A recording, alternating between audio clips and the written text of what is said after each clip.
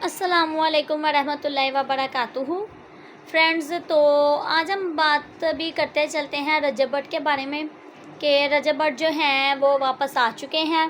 पाकिस्तान में है इस टाइम वो, और वो अपनी फैमिली से यानी कि मिले हैं। घर आकर उन्होंने व्लॉग भी बनाकर पोस्ट किया है।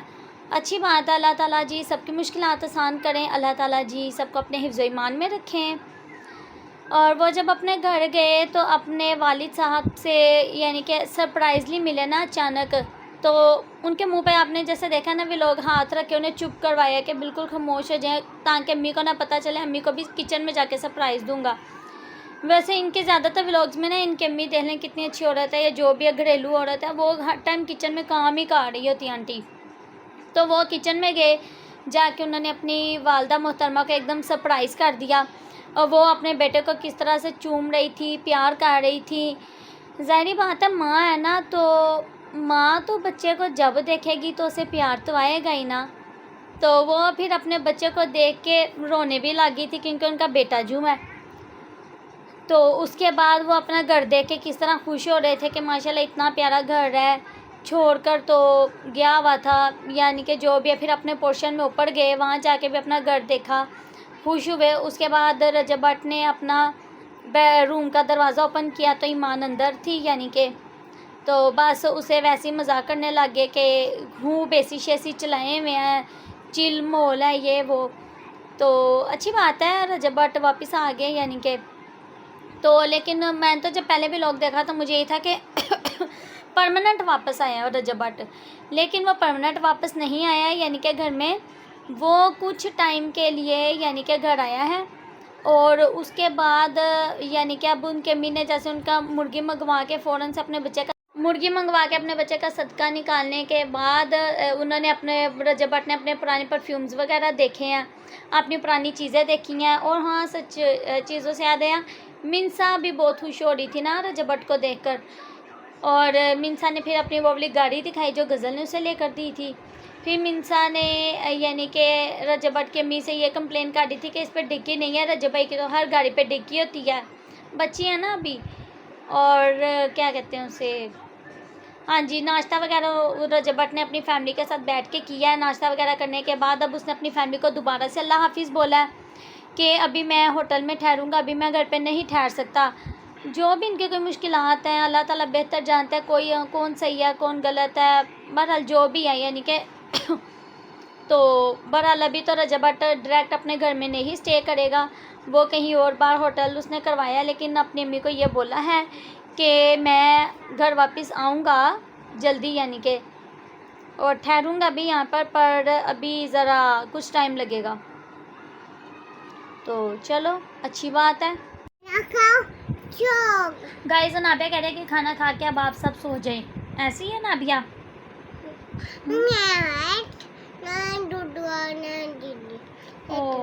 ओ ये दूध पी के जीजी खा के फिर सोएगी, है ना नाबू? तो गाइस, अब आप सब भी खाना खा के ना सो जाए क्योंकि 11 तो बज गए हैं। तो नाबिया मैडम तो सोते सोते तकरीबन 1:30-2 बजा देंगी कम से कम। हाँ जी, नूर फूफो घर पर नहीं है, जब नाबिया घर पर आई है। नाबिया नानों की तरफ गई हुई थी तो अब आई है ना। अस्सलामुअलैकुम वरहमतुल्लाहि वबरकातुहू। तो चलें, आज की आपको रूटीन बताती हूँ कि अभी मैं घर सारा साफ़ करके फ्री हुई हूँ, सारे काम शाम किए हैं, बर्तन वगैरह धोए हैं, घर सारा धोया है क्योंकि रात को ना हम लोगों ने बनाया, ग्रिल बनाई थी, जंगला बनाया था ताकि नाबिया बीच में ना गिर जाए। तो सारा सहन ना रेत मिट्टी से भरा पड़ा था, मैंने वो सारा साफ़ किया। साफ़ करके तो अब मैं दोपहर का खाने का सोच रही थी क्या बनाऊँ। तकरीबन मैं 1-1:30 बजे की सोचने लगी हुई हूँ, तो अब ये टाइम हो गया है, 3:31 हो गए हैं। अब मुझे समझ आई है कि आज ऐसा करते हैं, आलू बैंगन बना लेते हैं। तो आलू बैंगन की रेसिपी भी आपके साथ साथ साथ शेयर करूँगी। और अभी तो मैं आटा गूँदने लगी हूँ। पहले तो आटा गूँद के रख दूँगी, थोड़ी देर 5-10 मिनट है पड़ा रहेगा, ज़रा आटा ठहर जाएगा, फिर फिर गूँद लूँगी। मैं एक ही मरतबा सारा आटा नहीं गूँदती, मेरे से नहीं गूँदा जाता ऐसे सारा आटा।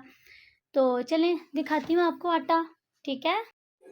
तो बिस्मिल्लाहिर्रहमानिर्रहीम, ये देखें ये आटा है।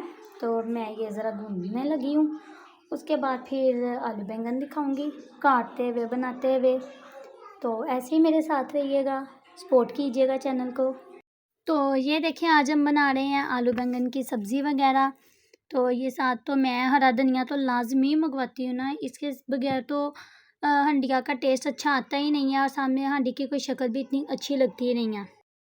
तो ये देखेंगे मैंने आलू बैंगन छील ली हैं। अच्छा कुछ लोग ना यानी कि बैंगन का तो छिलका बिल्कुल भी नहीं उतारते और कुछ पूरा उतारते हैं। तो जो बिल्कुल भी नहीं ना उतारते, मुझे ना उसका टेस्ट अच्छा नहीं लगता है, मैं इसलिए छिलका उतारती हूँ। तो लेकिन ऐसे कहीं कहीं हल्का हल्का सा ना छिलका रहने भी देती हूँ, क्योंकि मुझे तो ऐसे ही अच्छा लगता है।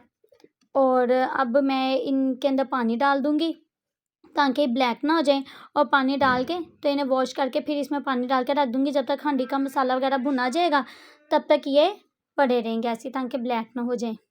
तो ये देखें जी हमारा माशाल्लाह से आटा गूंदा गया है। अब आटा तो गूंद लिया है, अब ये फ्रिज में रख दूँगी। तो इसके बाद बारी आ जाएगी हमारे सालन बनाने की। तो चलिए बिस्मिल्लाह पढ़ते हैं अपने सालन पे और खैर से खाना बनाते हैं। और फिर इसके बाद हम अनाबिया भी ऊपर गई हुई है, जब आएगी फिर उसकी भी शरारतें देखेंगे, उससे भी बातें करेंगे।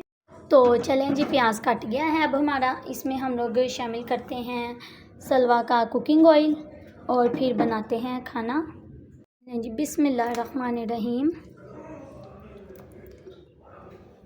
इनफ है इतना।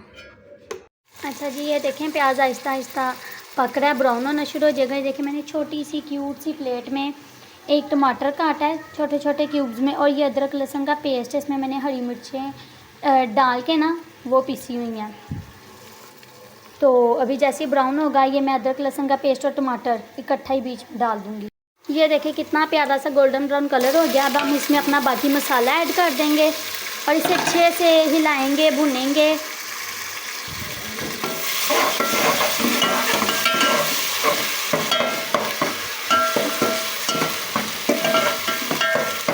अब ये ज़रा इसमें अच्छे से जज़ब हो जाए, यानी कि इसमें थोड़ा जब हो जाए, तो फिर हम इसमें अदरक वो नमक मिर्च हल्दी सूखा धनिया और थोड़ा सा पानी का छट्टा लगाएंगे। फिर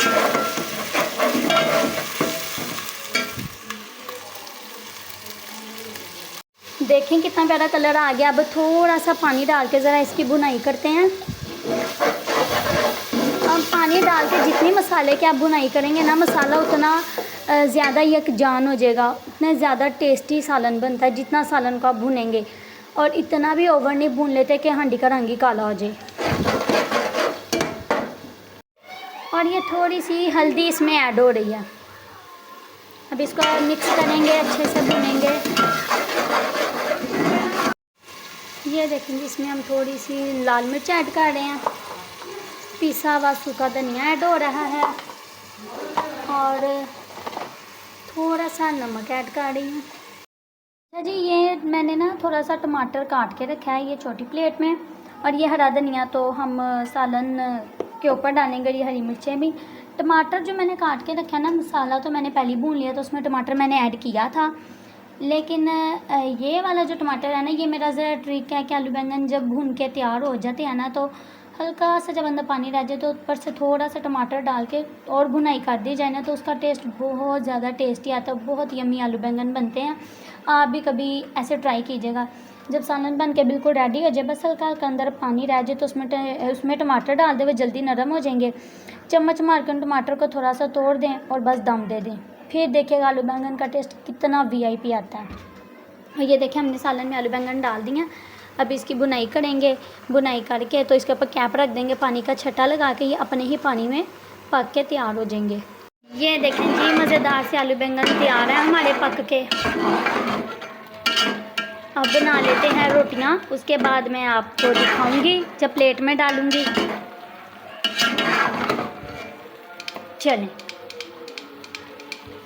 अच्छा जी ये देखें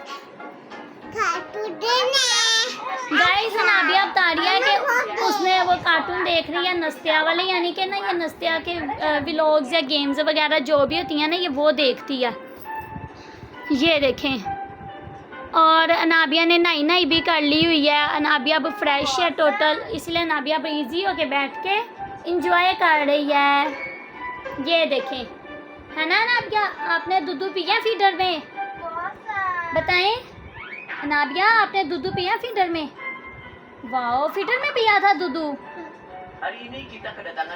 ये गोनी बच्ची झूठ बोल रही है, इसने फीडर में दूध नहीं पिया। दरअसल ना इसका ना निपल थोड़ा ख़राब हो गया। अब इसके बाबा आ गए हैं काम से, अभी वो ले आएंगे जाके निपल। आज मैंने अपनी बेटी को एक छोटे से प्यारे से गिलास में दूध बना कर दिया था। मेरी बेटी ने इसमें आराम से पी लिया माशाल्लाह से। देखें ऊपर रोज़ा मुबारक बना है, ऊपर खाना काबा बना हुआ है। ये सऊदीया से गिलास आया था माशाल्लाह से, बहुत रहमतों बरकतों वाला होगा क्योंकि ऊपर मेरे प्यारे प्यारे अल्लाह ताला जी का घर बना हुआ है, नबी पाक का रोज़ा मुबारक बना हुआ है अल्हम्दुलिल्लाह।